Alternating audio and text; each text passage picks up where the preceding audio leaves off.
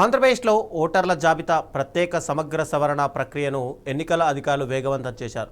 అమరావతిలోని రాష్ట్ర సచివాలయంలో ఉద్యోగుల కోసం 3 రోజుల ప్రత్యేక శిబిరాన్ని రాష్ట్ర ప్రధాన ఎన్నికల అధికారి వివేక్ యాదవ్ ప్రారంభించారు. కొత్త ఓటర్ల నమోదు, ఓటర్ వివరాల సవరణ, చిరునామా మార్పు, మరణించిన వారి పేర్ల తొలగింపు, ఎన్యూమరేషన్ ఫారాల ఆన్లైన్ సమర్పణ వంటి సేవలను ఈ శిబిరంలో అందిస్తున్నారు. ప్రతి అర్హుడు తన ఓటు వివరాలను సరిచూసుకొని అవసరమైన మార్పులు చేసుకోవాలని సీఈఓ సూచించారు. ఎన్నికల ప్రక్రియను మరింత పారదర్శకంగా, ఖచ్చితంగా నిర్వహించడమే ఈ ప్రత్యేక సమగ్ర సవరణ కార్యక్రమం ప్రధాన లక్ష్యమని తెలిపారు.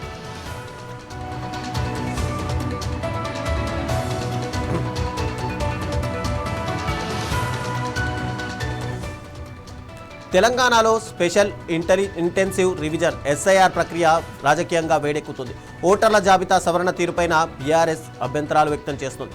తెలంగాణ భవన్లో పార్టీ ప్రత్యేక కమిటీతో కేటీఆర్ భేటీ అయ్యారు.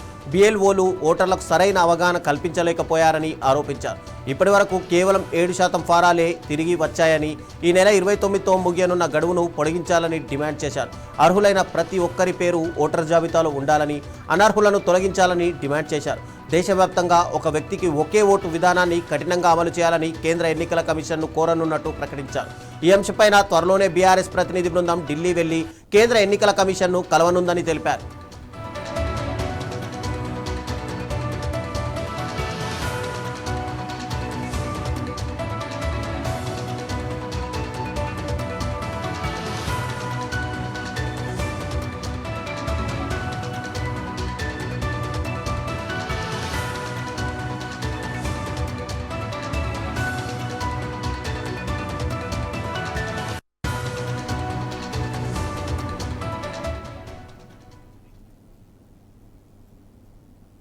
హనుమకొండలోని అంబేద్కర్ జంక్షన్లో భూ కబ్జాదారులతో ప్రాణభయం ఉందని ఓ వ్యక్తి వినూత్న రీతిలో నిరసన తెలిపారు.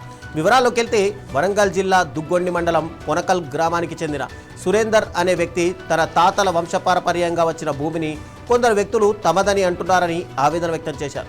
భూ కబ్జాదారులకు స్థానిక దుగ్గొండి పోలీసులు వారికి అనుకూలంగా ఉంటున్నారని, దీనిపై జిల్లా కలెక్టర్ వెంటనే స్పందించి తమ భూమిని తమకు కేటాయించాలని చెప్పారు.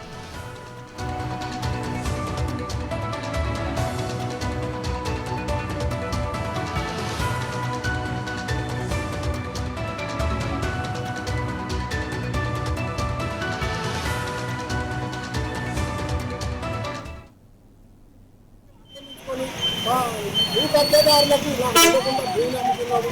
భూ కబ్జాదారులు నాపై దాడి చేయడం నా తమ్ముడు మేము 5 అన్నదమ్ములు, 5లో ఒక తమ్ముడు చనిపోయింది. అతనికి భార్య పిల్లలు లేరు. ఆయన యొక్క మాట కూడా భూ కబ్జాదారులకు అమ్ముతున్నాడు. అంతేకాకుండా మా తల్లి జరిగిపోయింది, తల్లికి కూడా ఉన్నటువంటి భూమిని కూడా భూ కబ్జాదారులకు అమ్ముతున్నాడు. అటు భూమిని నేను ఎవరు ఆస్తి చేయవద్దానని అన్నందుకు చేయవద్దానని ఒకరోజు ముందు పోయి చెప్పిన ఆ నుండి భూమి నుండి బయట వెళ్ళిపోయింది. వెళ్ళిపోయి మళ్ళీ తెల్లారి 2-3 రోజులకు వెళ్ళేసరికి భూమి ఆటేసింది. వాళ్ళు నన్ను ఏం చేసిందో చూద్దామని భూమి దగ్గర వెళ్ళిపోయేసరికి భూ కబ్జాదారులు ఎంతో కార్యక్రమం పోసి మరణలతోటి విచక్షణ రహితంగా వచ్చింది. వారి మీద ఎఫ్ఐఆర్ కూడా పోలీసులు అప్పుడు ఉన్న ప్రతి స్పర్శ మాజీ ఎమ్మెల్యే ప్రతి ఎక్షన్ చేస్తారు. వారికి అండగా ఉన్నందున వారికి ఎటువంటి వారిపై చర్య తీసుకోలేదు.